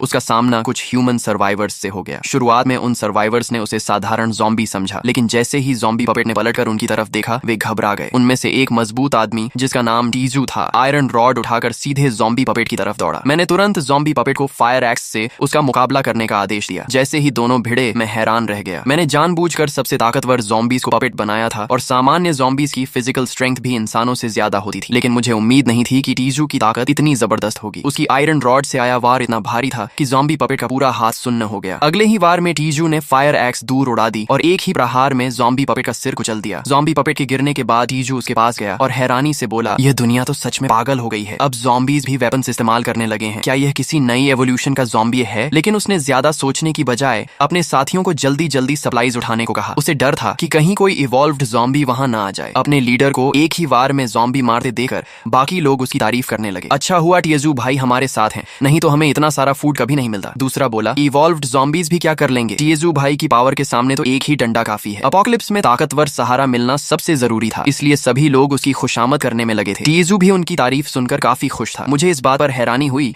कि अपोकलिप्स शुरू हुए 1 महीने से ज्यादा हो चुका था और फिर भी ह्यूमन सर्वाइवर्स जिंदा थे। सबसे ज्यादा मेरा ध्यान टीजू पर गया। उसकी ताकत देखकर मुझे पूरा यकीन हो गया कि वह कोई ह्यूमन इवॉल्वर है, क्योंकि साधारण इंसान इतनी ताकत नहीं दिखा सकता। इंसानों की इंटेलिजेंस और चालाकी को देखते हुए मुझे चिंता हुई कि अगर वे हमारे सप्लाई तक पहुंच गए तो मेरी और चीकी दोनों की जान खतरे में पड़ सकती है। इसलिए मैंने फैसला किया कि अब से ज़ॉम्बी पपेट्स को उस इलाके में बिल्कुल नहीं भेजूंगा। ह्यूमन सर्वाइवर्स से हुई इस मुलाकात के बाद कुछ और दिन बीत गए। अब मैंने सप्लाईज इकट्ठा करना लगभग बंद कर दिया था, क्योंकि मेरे ज़ॉम्बी पपेट्स की एफिशिएंसी इतनी ज्यादा थी कि 5 नंबर बिल्डिंग के लगभग हर कमरे में अलग अलग तरह की सप्लाईज भर चुकी थी। दूसरी तरफ युन रुओक्सुए इन दिनों अपने बेडरूम में टेलीकिनेसिस की मदद से क्रॉलिंग प्रैक्टिस कर रही थी। धीरे धीरे उसके शरीर पर कंट्रोल बढ़ता गया और उसकी क्रॉलिंग स्पीड भी पहले से कहीं ज्यादा तेज हो गई। आखिरकार टेलीकिनेसिस की मदद से उसने चलना भी सीख लिया। तभी मैं कमरे का दरवाजा खोलकर अंदर आया। सामने का सीन देखकर मैं पूरी तरह शॉक रह गया। इतनी सी बेबी, और ये तो चल भी रही है। पहले तो मैं हैरान रह गया, फिर मेरे चेहरे पर खुशी छा गई। मैंने हमेशा चाहा था कि युन रुओक्सुए जल्दी से अपोकलिप्स के माहौल में खुद को ढाल सके, लेकिन मैंने कभी नहीं सोचा था कि वह इतनी छोटी उम्र में ही चलना सीख जाएगी। मैं उसे गोद में उठाकर लिविंग रूम में ले आया, क्योंकि वहां का समतल फर्श प्रैक्टिस के लिए ज्यादा अच्छा था। युन रुओक्सुए ने अपनी टेलीकिनेसिस की मदद से जल्दी ही वहां भी बैलेंस बना लिया, लेकिन उसके बेबी बॉडी की ताकत अभी कम थी। शरीर को संभालने में उसकी काफी मेंटल पावर खर्च हो रही थी। थोड़ी देर प्रैक्टिस करने के बाद वह खुद ही रुक गई। मुझे लगा कि वह थक गई है, इसलिए मैंने उसे उठाकर सोफा पर आराम से बैठा दिया। उसके बाद मैं अपनी स्टील मशेटी लेकर बैल्कनी में चला गया। मेरी बॉडी पूरी तरह इवॉल्व होने के बाद स्ट्रेंथ भी हर तरफ से बढ़ चुकी थी। अब जब मैं अपनी स्टील मशेटी घुमाता तो हवा चीरने की आवाज गूंजने लगी। फिलहाल मैं सिर्फ अपने पिछले जीवन में मार्शल आर्ट्स और वुक्सिया मूवीज में देखी हुई टेक्निक्स की नकल करके प्रैक्टिस कर रहा था, लेकिन मुझे हमेशा लगता था कि अगर इंसान खुद काफी स्ट्रांग हो जाए तो ईंट का टुकड़ा भी दूसरों का डिफेंस तोड़ सकता है। युन रुओक्सुए मुझे देखकर हैरान रह गई। मैं लगातार अपनी स्ट्रेंथ बढ़ा रहा था। उसकी नजर में मैं सिर्फ एक साधारण ज़ॉम्बी था। बस फर्क इतना था कि मेरे अंदर ह्यूमन कॉन्शियसनेस बची हुई थी और मैं वेपन्स इस्तेमाल कर सकता था, जिससे मैं लो लेवल ज़ॉम्बीज से बेहतर था। लेकिन पिछले जन्म की ह्यूमन एम्ब्रेस होने के कारण युन रुओक्सुए को कॉम्बैट और मार्शल आर्ट्स का बेहद गहरा एक्सपीरियंस था। उसकी नजर में मेरी स्वॉर्ड्समैनशिप इतनी बेकार थी कि अगर मेरा सामना किसी सच में स्किल्ड फाइटर से हो जाए तो वह पलक झपकते ही उसके ज़ॉम्बी पापा को मार देगा। दूसरी तरफ मैं यह देखकर खुश हो गया कि चीकी मुझे ध्यान से देख रही है। मुझे लगा वह मेरी स्वॉर्ड स्किल्स से प्रभावित हो गई है, इसलिए मैं और भी ज्यादा जोश से मचेटी घुमाने लगा। अगले कुछ दिनों तक मैंने चीकी को 6ठी मंजिल के लिविंग रूम में खुलकर चलने फिरने दिया और वह छुकर अपनी टेलीकिनेसिस की प्रैक्टिस करती रही। मेरी देखरेख में वह हर दिन पहले से ज्यादा स्टेबल होकर चलने लगी। सचमुच वह किसी जीनियस चाइल्ड से कम नहीं थी, लेकिन युन रुओक्सुए के दिल में क्राइसिस की फीलिंग लगातार बढ़ती जा रही थी। ब्लड मून के बाद ज़ॉम्बीज और म्यूटेंट बीस्ट्स दोनों ही तेजी से इवॉल्व हो रहे थे। मेरे जैसे ऑर्डिनरी ज़ॉम्बी के लिए भविष्य में सर्वाइवल करना मुश्किल होता जाएगा, इसलिए उसे जल्द से जल्द स्ट्रांग बनना था। कम से कम वह अपोकलिप्स में मेरा बोझ नहीं बनना चाहती थी। तभी अचानक बिल्डिंग के बाहर एक गुस्से से भरी दहाड़ सुनाई दी। मेरा ध्यान तुरंत ज़ॉम्बी पपेट्स की शेयर्ड विजन में चला गया। सोसाइटी के ग्रीन बेल्ट में 2 इवॉल्व्ड ज़ॉम्बीज आपस में भयंकर लड़ाई कर रहे थे। उनमें से एक लगभग 2.5 मीटर लंबा टैंक ज़ॉम्बी था। उसके हर पंच से जमीन में गहरे गड्ढे बन रहे थे। दूसरी तरफ वही लिकर ज़ॉम्बी था जिससे मैं पहले लड़ चुका था। उसके क्लॉज किसी तेज ब्लेड की तरह थे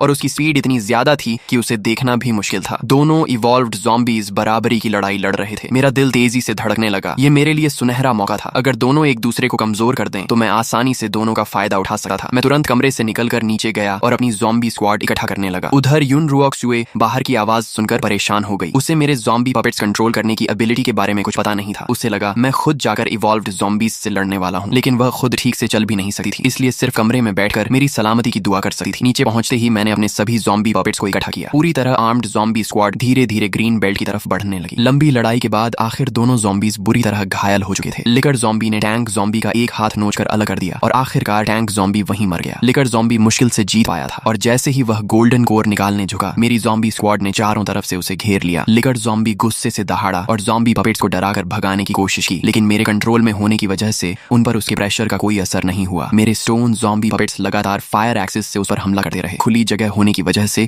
लिकर ज़ॉम्बी अपनी वॉल रनिंग एबिलिटी का फायदा नहीं उठा पाया और आखिरकार उसे चारों तरफ से घेर लिया गया। दोनों इवॉल्व्ड ज़ॉम्बीज के गोल्डन कोर्स मेरे हाथ लग गए। मैं खुशी से झूम उठा और तुरंत अपनी ज़ॉम्बी स्क्वाड को लेकर सोसाइटी लौट आया। इस बार दोनों गोल्डन कोर्स पहले से भी ज्यादा रेड हो चुके थे। साफ था कि वे पहले ही कई गोल्डन कोर्स निकल चुके थे। तीसरी मंजिल पर पहुंचते ही मैंने दोनों गोल्डन कोर्स एक साथ निकल ली। इस बार मिलने वाली एनर्जी पहले से कई गुना ज्यादा थी, लेकिन सबसे बड़ा बदलाव मेरी स्पिरिट पावर में हुआ। मेरे दिमाग में इतनी जबरदस्त मेंटल एनर्जी भर गई कि मैं उसे सहन ही नहीं कर पाया और कुछ ही देर बाद बेहोश होकर गिर पड़ा। 7वीं मंजिल पर युन रुओक्सुए बेचैनी से सोफा पर लौटने लगी। काफी देर तक मेरी कोई आवाज नहीं आई तो उसने उम्मीद छोड़ दी। उसे लगा कि उसका ज़ॉम्बी पापा इवॉल्व्ड ज़ॉम्बीज के हाथों मारा गया। वह दुखी होकर सोचने लगी, बेचारे ज़ॉम्बी पापा बस थोड़ा और इंतजार कर लेते। तभी अचानक दरवाजे का लॉक खुलने की आवाज आई। युन रुओक्शु ने तुरंत सिर उठाया और उसके चेहरे पर खुशी छा गई। वह सोफा से उतरकर लड़खड़ाते कदमों से मेरी तरफ दौड़ी और उसके मुंह से अचानक निकल गया, पापा। मैं वहीं बिजली गिरने की तरह जम गया। चीकी पहली बार मुझे पापा बुला रही थी। मैंने दो जन्म जी लिए लेकिन कभी गर्लफ्रेंड तक नहीं बनी। अचानक किसी के मुंह से पापा सुनना मेरे लिए ऐसा एहसास था जिसे मैं शब्दों में बयां नहीं कर सकता था। उधर युन रुओक्शु भी खुद चौंक गई। खुशी में उसने अपने मन की बात सीधे बोल दी थी, लेकिन फिर उसने सोचा कि उसके अंदर पिछले जन्म की सोल मौजूद है, इसीलिए बोलना उसके लिए मुश्किल नहीं था। बस रीबर्थ के बाद उसने कभी बोलने की प्रैक्टिस नहीं की थी। लेकिन मुझे इनमें से कुछ भी नहीं पता था। मुझे सिर्फ इतना लगा कि मेरी चीकी कोई जीनियस चाइल्ड है जिसने बिना सिखाए ही बोलना सीख लिया। मैं खुशी में जोर जोर से ज़ॉम्बी ग्राउल करने लगा। अफसोस कि मैं अभी भी इंसानों की तरह बोल नहीं सकता था। इस एवोल्यूशन के बाद मैं अब एक साथ 30 ज़ॉम्बी पपेट्स कंट्रोल कर सकता था और मेरी मेंटल पावर की रेंज सीधे 8000 मीटर तक पहुंच गई थी। इतनी ताकत मिलने के बाद मैंने तुरंत अपनी आर्मी बढ़ाने का फैसला किया। दूसरी तरफ युन रुओक्शु अब मिल्क पाउडर पीना नहीं चाहती थी। उसने अपने छोटे छोटे दांत दिखाकर मुझे समझाया कि अब वह सिर्फ दूध नहीं पिएगी। मुझे अपनी गलती का एहसास हुआ। आखिर चीकी मुझसे ज्यादा समझदार थी। मैं तुरंत छठी मंजिल पर गया और राइस पॉरेज में मिल्क पाउडर मिलाकर उसे बेबी फूड बनाकर खिलाया। इस बार चीकी ने खुद स्पून पकड़कर खाना शुरू कर दिया और बोली, पापा अब मैं खुद खा लूंगी। उसे खुशी से खाते देकर मेरा दिल भर आया। मेरी छोटी चीकी सचमुच बड़ी हो रही थी। स्ट्रेंथ बढ़ने के बाद मेरे मन में एक नया विचार आया। अगर मैं ऑर्डिनरी ज़ॉम्बीज को कंट्रोल कर सका हूँ तो क्या इवॉल्व्ड ज़ॉम्बीज को भी कंट्रोल कर सका हूँ। ज्यादा इंतजार नहीं करना पड़ा। कुछ हजार मीटर दूर मेरे एक ज़ॉम्बी पपेट को अकेला घूमता हुआ एक टैंक टाइप इवॉल्व्ड ज़ॉम्बी मिला। मैं अपने ज़ॉम्बी पपेट्स को साधारण ज़ॉम्बीज की तरह छुपाकर उसके पास ले गया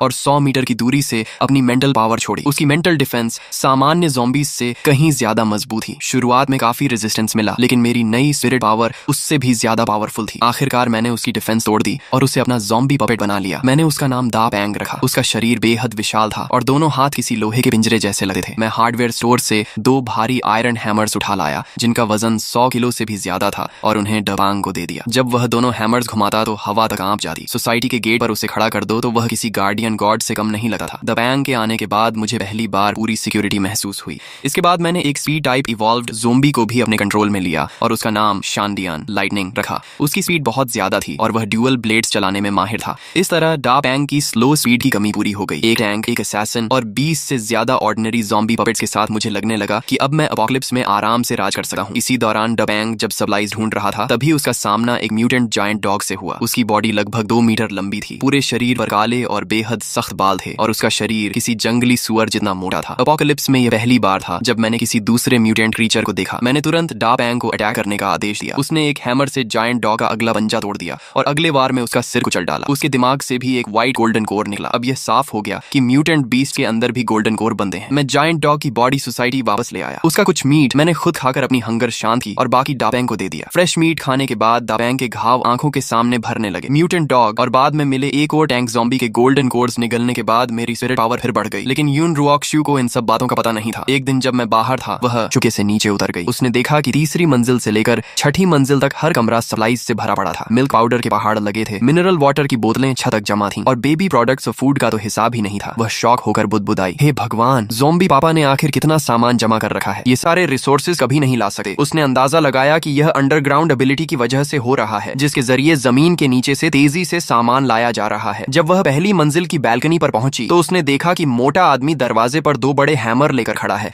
इससे उसका यकीन और भी पक्का हो गया कि पापा इसी अंडरग्राउंड एबिलिटी की मदद से अंदर बाहर आते हैं। असल में वह मोटा आदमी मेरा कंट्रोल किया हुआ ज़ॉम्बी पपेट था। लेकिन युन रुओक्शु यह नहीं जानती थी। उसने मन ही मन फैसला किया कि जब उसकी ताकत काफी बढ़ जाएगी तो सबसे पहले इसी बड़े मोटे ज़ॉम्बी को खत्म करेगी ताकि पापा के रास्ते की रुकावट हट जाए। उसने प्रॉपर्टी कॉन्ट्रैक्ट भी ढूंढ निकाला और उसे पता चला कि वह जियांगहाई सिटी में है। उसने तुरंत अपने पिछले जन्म की यादें खंगालनी शुरू की। जियांगहाई सिटी में 2 बहुत मशहूर पावर हाउसेस थे। पहली थी 9 बार रिवाइव होने की ताकत रखने वाली महिला police officer 9 death demon police. दूसरा था लाइटनिंग पावर को कंट्रोल करने वाला mutated white bear thunder roar. अगर 9 डेथ डीमन पुलिस को उसके पूरी तरह ताकतवर बनने से पहले अपने साथ मिला लिया जाए तो भविष्य में वह बहुत बड़ी मदद साबित होगी। कुछ देर बाद एक मिलिट्री हेलीकॉप्टर शहर के ऊपर से गुजरा और पर्चे गिराने लगा। उनमें लिखा था कि जियांगहाई सिटी की मिलिट्री ने शहर के बाहर सर्वाइवर्स बेस बना लिया है। मैंने पर्चा पढ़कर यूं ही फेंक दिया। मैं खुद एक ज़ॉम्बी था। इंसानों के बेस से मेरा कोई लेना देना नहीं था। वहीं युन रुओक्शु ने ठंडी हंसी के साथ पर्चे को मसल कर फेंक दिया। वह पिछले जन्म में सर्वाइवर्स बेस में रह चुकी थी। वहां सिर्फ अंधेरा, अन्याय और गंदी पॉलिटिक्स भरी हुई थी। ऐसे चालाक इंसानों के बीच रहने से कहीं बेहतर था कि वह अपने ज़ॉम्बी डैड के साथ रहे। इसी बीच जब मैं लगातार अपनी ताकत बढ़ा रहा था तभी पास के पुलिस स्टेशन की महिला ऑफिसर सू मुचिंग कुछ साथियों को लेकर सनशाइन कॉलोनी में ट्रक लेने पहुंची। वो ट्रक चलाकर सर्वाइवर्स को शहर से बाहर निकालना चाहती थी, लेकिन कॉलोनी के गेट पर उसकी मुलाकात मोटे ज़ॉम्बी से हो गई। सू मुचिंग ने उसे हटाने के लिए एक पत्थर उठाकर उसकी तरफ फेंका, लेकिन कोई असर नहीं हुआ। फिर उसने अपनी पिस्टल निकालकर गोली चला दी। जैसे ही मैंने उसे मेरे ज़ॉम्बी पपेट पर गन तानते देखा, मेरा गुस्सा फूट पड़ा। चाहे उसका कोई भी मकसद हो, जिसने भी मेरे ज़ॉम्बी पपेट पर गोली चलाई उसकी सिर्फ मौत तय थी। मैंने मोटे ज़ॉम्बी को कंट्रोल करके हैमर से बुलेट रोक दी और अगले ही पल अपना हाथ घुमाकर हैमर सीधे सू मुचिंग की तरफ फेंक दिया। उसने कभी नहीं सोचा था कि ज़ॉम्बी उड़ता हुआ हैमर भी चला सकते हैं। वह बच नहीं पाई और हैमर सीधे उसे लगा, जिससे उसकी मौके पर ही मौत हो गई। कॉलोनी में गुस्से बाकी पुलिस ऑफिसर्स को भी मेरे ज़ॉम्बी पपेट्स ने खत्म कर दिया। मैंने उनके शरीरों से कई पुलिस गन्स और बुलेट्स हासिल कर ली, लेकिन रात होते ही एक अजीब घटना हुई। सू मुचिंग की डेड बॉडी लाल रोशनी में दोबारा जिंदा हो गई। उसका टूटा फूटा शरीर पूरी तरह ठीक हो चुका था और उसकी ताकत पहले से दोगुनी हो गई थी। मैंने मोटे ज़ॉम्बी की आंखों से यह सब देखा और पूरी तरह हैरान रह गया। ये क्या भूत है? ये पुलिस ऑफिसर तो सच में दोबारा जिंदा हो गई। सू मुचिंग खुद भी पूरी तरह कंफ्यूज थी। उसने अपना शरीर चेक किया तो एक भी घाव नहीं था। उसकी स्ट्रेंथ और स्पीड दोनों काफी बढ़ चुकी थी। तभी उसे एहसास हुआ कि शायद वह एक इवॉल्वर बन चुकी है, जिसके पास मरने के बाद रिवाइव होने की एबिलिटी है। अगले दिन सू मुचिंग फिर वापस आई और इस बार उसके साथ पहले से कहीं ज्यादा पूरी तरह आर्म्ड पुलिस ऑफिसर्स थे। मेरा गुस्सा 7वें आसमान पर पहुंच गया। पिछली बार मैंने उसकी जान छोड़ दी थी, लेकिन वह फिर से चुनौती देने चली आई। इस बार मैंने 3 इवॉल्व्ड ज़ॉम्बीज से उस पर हमला करवाया, लेकिन रिवाइव होने के बाद उसकी ताकत इतनी बढ़ चुकी थी कि वह तीनों ज़ॉम्बीज के बीच भी आसानी से लड़ रही थी। मैंने अपने गनर ज़ॉम्बी पपेट को फायर करने का आदेश दिया, लेकिन वह ज्यादातर बुलेट्स भी डॉज कर गई। आखिरकार मुझे मौका मिला और मैंने उसे फिर से बुरी तरह घायल कर दिया। इस बार मैंने उसका शरीर पूरी तरह चूर चूर कर दिया ताकि कोई गलती न रह जाए, लेकिन उसी रात वह फिर से रिवाइव हो गई और उसकी ताकत एक बार फिर दोगुनी हो गई। ये क्या मजाक है? ये औरत तो चीट कोड लेकर आई है। मैं पूरी तरह बेबस हो गया। मरकर वापस जिंदा होना और हर बार और ताकतवर बन जाना, इससे भी बड़ी परेशानी यह थी कि कोई छुपा हुआ इवॉल्वर लगातार उसकी मदद कर रहा था। जब भी मेरा हमला सू मुचिंग पर लगने वाला होता, कोई रहस्यमयी ताकत उसे 1 सेकंड के लिए रोक देती। यहाँ तक कि बुलेट्स भी हवा में मुड़ जाती थी। और वह छुपा हुआ इवॉल्वर असल में युन रुओक शुए थी। उसने काफी समय तक कॉलोनी का निरीक्षण किया था और उसे शक हो गया था कि यहाँ कोई ज़ॉम्बी किंग छुकर सभी ज़ॉम्बीज को कंट्रोल कर रहा है। इसलिए उसने अपनी सीक्रेट वॉइस टेक्निक से सू मुचिंग से संपर्क किया और खुद को इनविजिबल एक्सपर्ट बताकर उसके साथ मिलकर ज़ॉम्बी किंग को मारने की योजना बनाई। सू मुचिंग को लगा कि उसे अपना साथी मिल गया है और उसने तुरंत साथ काम करने के लिए हामी भर दी। उसी रात सू मुचिंग ने गेट पर मोटे ज़ॉम्बी का ध्यान भटकाया और सफलतापूर्वक कॉलोनी के अंदर घुस गई, लेकिन बिल्डिंग नंबर 5 के सामने मैंने खुद उसका रास्ता रोक लिया। 7वीं मंजिल पर मौजूद शाओ चीकी की रक्षा करने के लिए मैंने अपने सारे ज़ॉम्बी पपेट्स को बिल्डिंग नंबर 5 के आसपास इकट्ठा कर लिया था। हाथ में मचेटी लेकर मैं पूरी तरह गुस्से में हमला करने लगा। मेरा हर वार बेहद निर्दयी था। मेरी रोज वाली नरमी बिल्कुल गायब हो चुकी थी। युन रुओक शुए पहली बिल्डिंग की दूसरी मंजिल से छुकर सब देख रही थी। वह अपनी टाइम कंट्रोल एबिलिटी से बार बार मेरे जानलेवा हमलों को रोक रही थी, लेकिन सिर्फ इस हद तक कि सू मुचिंग मरे नहीं। वह किसी भी कीमत पर सू मुचिंग को मुझे चोट पहुंचाने भी नहीं दे रही थी। सू मुचिंग पूरी तरह कंफ्यूज हो गई। यह इनविजिबल एक्सपर्ट आखिर किसकी साइड पर है? मैं इस ज़ॉम्बी पर हमला करती हूँ तो भी रोकता है। तब युन रुओक शुए ने सिर्फ एक बात कही, इस ज़ॉम्बी को तुम हाथ नहीं लगा सकती। लड़ाई और भी भयानक होती गई। सू मुचिंग पूरी ताकत से बिल्डिंग नंबर 5 में घुसने की कोशिश करती रही, लेकिन मैं उसे हर बार रोक देता। मैं लगातार दर्द भरी दहाड़े मार रहा था। अपने सबसे प्यारे लोगों की रक्षा करने का मेरा गुस्सा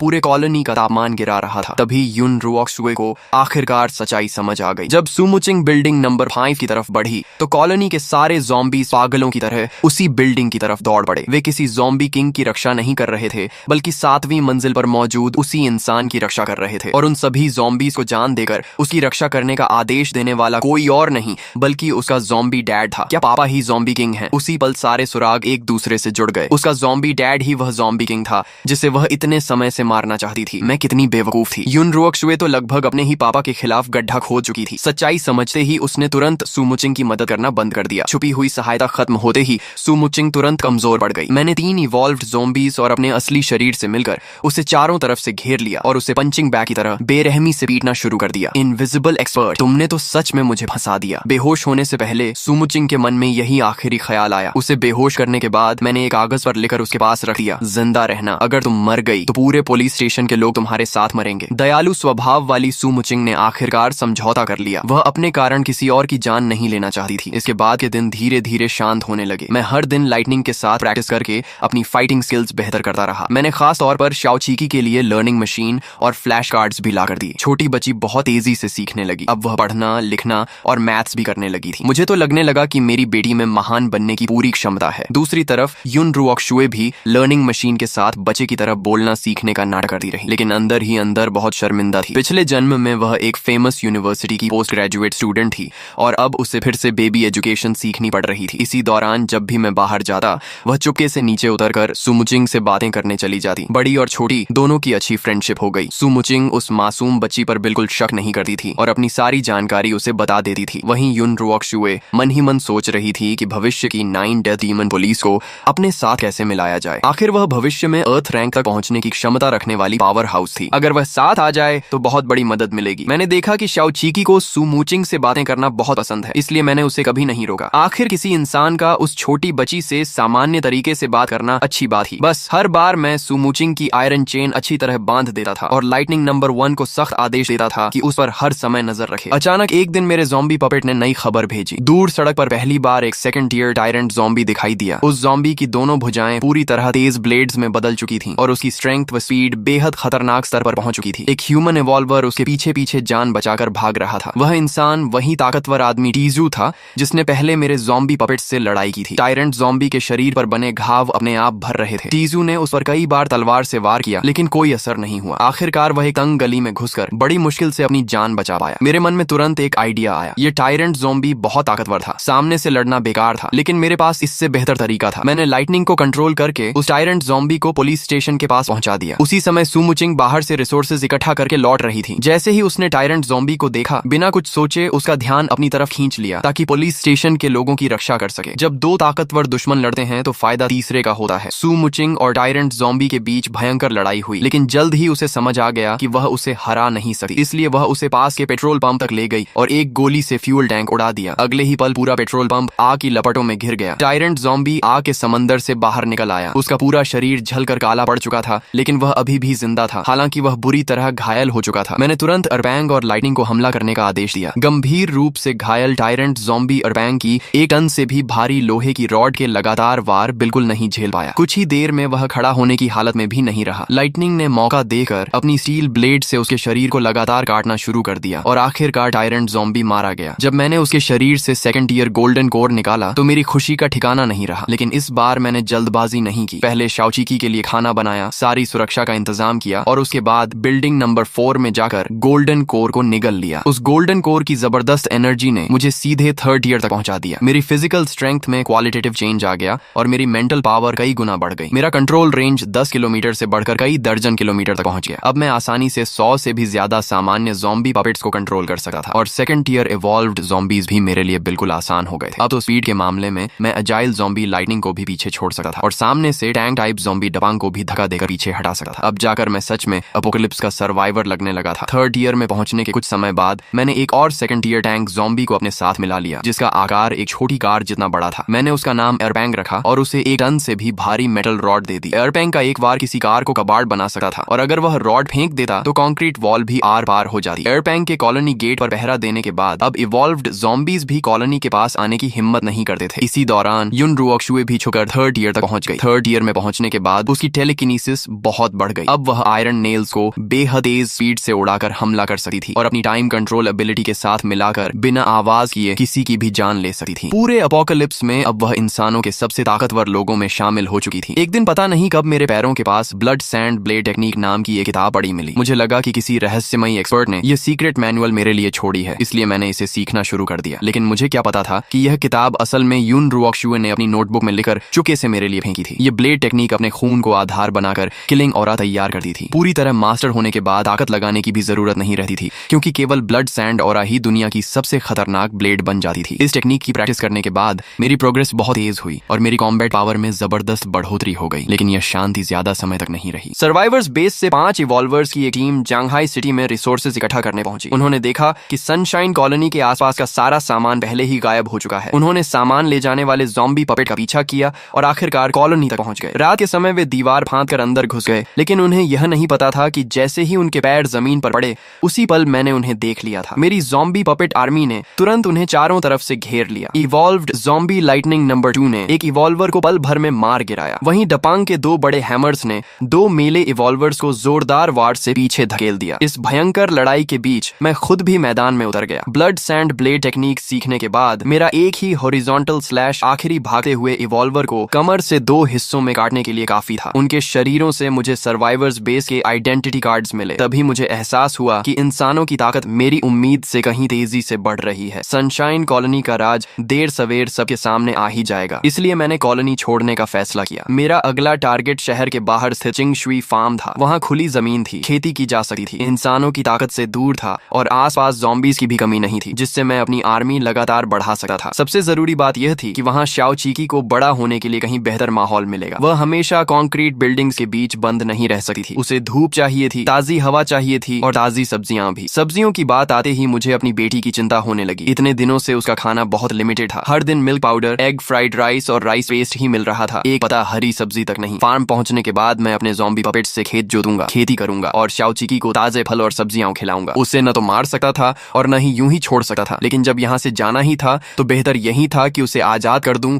और फिर कभी उससे मुलाकात न हो। मैंने अपना फैसला शाओ चीकी को बताया। उसने हल्के से सिर हिलाया और पूछा, दीदी क्या वह हमारे साथ चलेगी? मुझे अच्छी तरह पता था कि सुमुचिंग के स्वभाव के हिसाब से वह पुलिस स्टेशन के सर्वाइवर्स को कभी नहीं छोड़ सकती, इसलिए वह हमारे साथ आने वाली नहीं थी। मेरी नजर बचाकर युन रुओक शुए ने चुपके से सुमुचिंग के हाथ में एक पर्ची रखी जिस पर लिखा था चिंगशुई फार्म। जाने से पहले सुमुचिंग ने युन रुओक शुए से पूछा, क्या तुम्हें हमारा वादा याद है? युन रुओक शुए मुस्कुराकर बोली, अगर कभी तुम्हें लगे कि यह दुनिया उतनी अच्छी नहीं है जितनी तुम सोचती हो और जब तुम्हारा दूसरों की रक्षा करने का मन न रहे तब मुझे याद करना, फिर मेरी रक्षा करना। सुमुचिंग लंगड़ाते हुए पुलिस स्टेशन लौटी, लेकिन वहां उसने ऐसा नजारा देखा जिसने उसे पूरी तरह तोड़ दिया। जिन सर्वाइवर्स की रक्षा के लिए उसने अपनी जान तक दांव पर लगा दी थी, वही लोग इंसान खाने वाले दरिंदे बन चुके थे। उन्होंने उन सभी पुलिस ऑफिसर्स को मार डाला जो उनका साथ देने को तैयार नहीं थे, यहाँ तक कि उन्होंने सू मुचिंग को भी मार दिया। सू मुचिंग तीसरी बार रिवाइव हुई और इस बार उसकी ताकत फिर से कई गुना बढ़ गई। उसने अपने हाथों से उन सभी गद्दारों को एक एक करके खत्म कर दिया। आखिरी बचा एक नौजवान उसके सामने घुटनों के बल बैठ गया और बोला, ऑफिसर सू, आप अच्छी इंसान हैं, मैं सिर्फ जिंदा रहना चाहता था, मैंने जानबूझकर कुछ नहीं किया। सू मुचिंग मुड़कर जाने लगी, तभी उसके पीछे पिस्टल लोड होने की आवाज आई। वह बिजली की तरह पलटी और एक पंच में उसकी पसलियां तोड़ दी। क्यों क्यों मुझे धोखा दिया? चारों तरफ बिखरी लाशों को देखकर उसका दिल पूरी तरह टूट चुका था। तभी उसे युन रुओक शुए की बात याद आई, अगर वे लोग तुम्हारी रक्षा के लायक ही ना हो तो? उसने मन ही मन सोचा, हाँ, क्या ऐसे घटिया लोग सच में मेरी रक्षा के लायक थे? उसने अपनी मुट्ठी में पकड़ी चिंगशुई फार्म वाली पर्ची को देखा, फिर आखिरी बार उस पुलिस स्टेशन को देखा जिसे वह पूरी जिंदगी समर्पित करना चाहती थी, और बिना पीछे मुड़े रात के अंधेरे में गायब हो गई। शाओ चीकी, मैं आ रही हूँ। रवाना होने वाले दिन सनशाइन कॉलोनी से 5 भारी ट्रक्स एक के बाद एक निकल पड़े। हर ट्रक की ड्राइवर सीट पर ज़ॉम्बीज बैठे थे और उनके पीछे पूरी तरह आर्म्ड सैकड़ों ज़ॉम्बी पपेट्स की आर्मी चल रही थी। ज़ॉम्बीज को ट्रक चलाते देखकर रास्ते भर के सर्वाइवर्स की आंखें फटी रह गईं। एक इवॉल्वर जो दुकान के अंदर रिसोर्सेज ढूंढ रहा था, उसने अपनी आंखों से 5 भारी ट्रक्स को तेजी से गुजरते देखा। हर ड्राइवर सीट पर डरावने ज़ॉम्बीज बैठे थे। वह दंग रह गया और बोला, क्या मुझे हेलुसिनेशन हो रहा है? अब ज़ॉम्बीज भी ट्रक चलाने लगे। रास्ते भर लगातार इवॉल्व्ड ज़ॉम्बीज हमारे काफिले की आवाज सुनकर हमारी तरफ आने लगे, लेकिन मुझे किसी से डर नहीं था। मैंने अपनी टेलीकिनेसिस से उन सभी को कंट्रोल करके अपनी आर्मी में शामिल कर लिया। हमारी ज़ॉम्बी आर्मी कम होने की बजाय लगातार बढ़ती ही जा रही थी। जब काफिला जांघाई सिटी जू के पास पहुंचा तो सड़क के बीचों बीच एक पूरी तरह सुनहरे रंग का second tier mutated giant snake लेटा हुआ था, जिसने पूरी सड़क रोक रखी थी। उसका शरीर 20 मीटर से भी ज्यादा लंबा था और उसके सुनहरे स्केल्स धूप में चमक रहे थे। आगे रास्ता देखने गए 2 ज़ॉम्बी पपेट्स को उसने एक ही निगल में खा लिया। मैंने एरपैंग को भारी मेटल रॉड के साथ सबसे आगे भेजा। उसने पूरी ताकत से जायंट स्नेक के सिर पर वार किया, जिससे वह कुछ पल के लिए चकरा गया। दपांग और बाकी टैंक ज़ॉम्बीज ने दोनों तरफ से रास्ता रोक लिया ताकि स्नेक भाग न सके। उसी समय एजाइल ज़ॉम्बीज उस पर टूट पड़े और अपनी स्टील ब्लेड्स से उसके शरीर को लगातार काटने लगे। सबसे अहम पल में टायरेंट ज़ॉम्बी ऊंची बिल्डिंग से छलांग लगाकर सीधे उसके गले के पास उतरा और अपने पंजों से गहरा घाव बना दिया। अगले ही पल एयरपैंग ने अपनी मेटल रॉड से उसका सिर कुचल दिया। सेकंड टियर गोल्डन कोर निकालने के बाद मैंने फैसला किया कि इस बार उसे एयरपैंग ही निकलेगा। अब थर्ड टियर से नीचे के गोल्डन कोर्स मेरे किसी काम के नहीं थे,